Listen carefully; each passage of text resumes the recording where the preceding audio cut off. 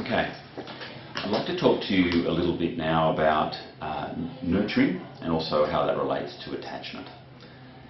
We've talked before about temperament, how our children come out with certain characteristics that are predetermined, that are wrapped up in their DNA, and that they may get from mum or they may get from dad, or a combination of the two. So yes, we're not a blank slate when we come out. We do have this innate temperament. But then what happens? What's the other half of it? Well, of course, it's how we parent our child. Now, I actually prefer the term nurture, how we nurture our child rather than parent.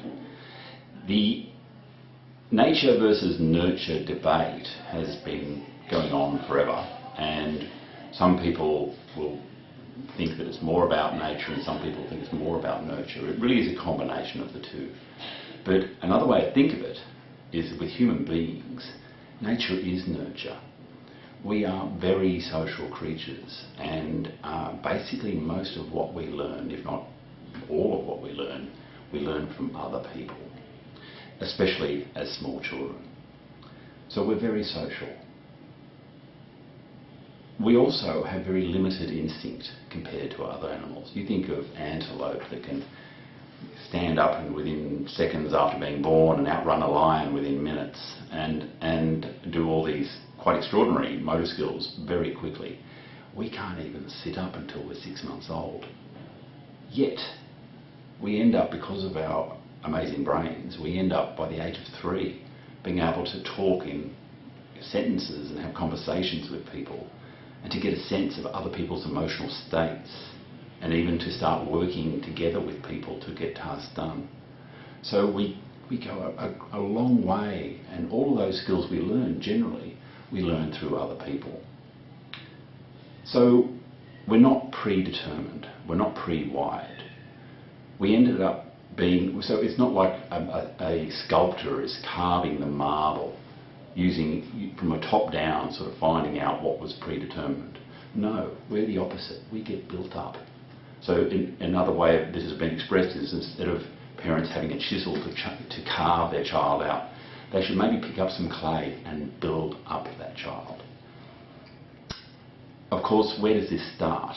Well, it starts with attachment, which many of you may have heard of. Attachment is that first relationship that you have with your primary carer, which is usually your mother. Not always, but usually your mother. And the way we establish what's called a secure or healthy attachment is to respond to our child's distress reasonably promptly, reasonably calmly, and reasonably consistently. The message you're giving here is, mum's here, the world's safe. Not, why are you crying?